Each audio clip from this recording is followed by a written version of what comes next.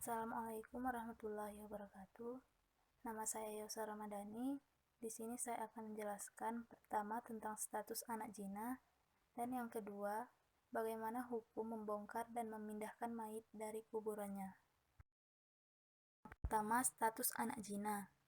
Hukum jina. Hukum jina adalah dosa besar dan dilarang oleh Allah. Sebagaimana telah tertera dalam Quran surat Al-Isra ayat 32 yang artinya, dan janganlah kamu mendekati zina. Sesungguhnya zina itu adalah perbuatan yang keji dan jalan yang buruk. Hukuman bagi pelaku zina yang belum menikah atau bisa disebut dengan ghairu muhsan didasarkan pada ayat Al-Quran, yaitu didera sebanyak 100 kali. Sementara bagi pezina muhsan dikenakan sanksi rajam atau dilempari dengan batu. Status anak zina. Anak zina dinasabkan kepada ibunya, bukan kepada ayahnya. Allah menakdirkan terciptanya anak zina tersebut sebagai hasil pencampuran air mani laki-laki dengan wanita.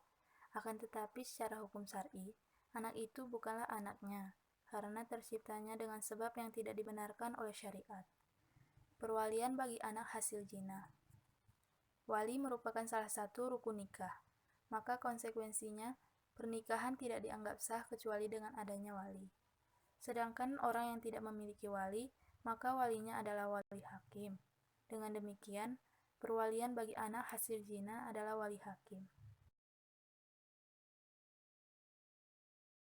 Pembahasan kedua yaitu membongkar dan memindahkan mayit dari kuburannya. Hukum membongkar kuburan.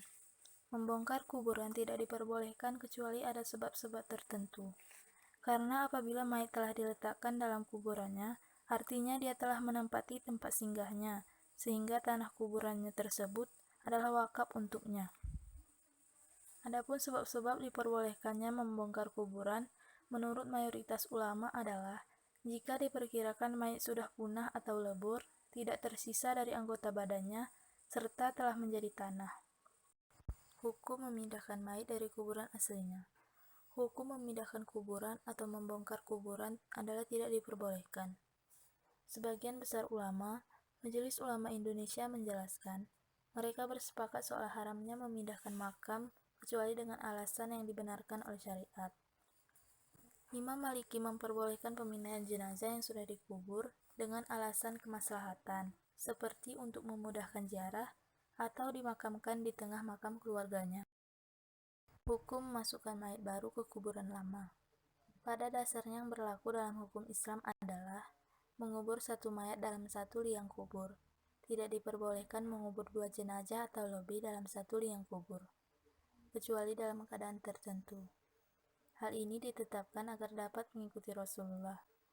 Andai ada 2 mayat dikubur dalam satu liang kubur, maka hukumnya diperinci bila sejenis laki-laki dan laki-laki, perempuan dan perempuan, maka hukumnya makruh menurut pendapat Imam Mawardi, dan haram menurut pendapat Imam Sarkasi.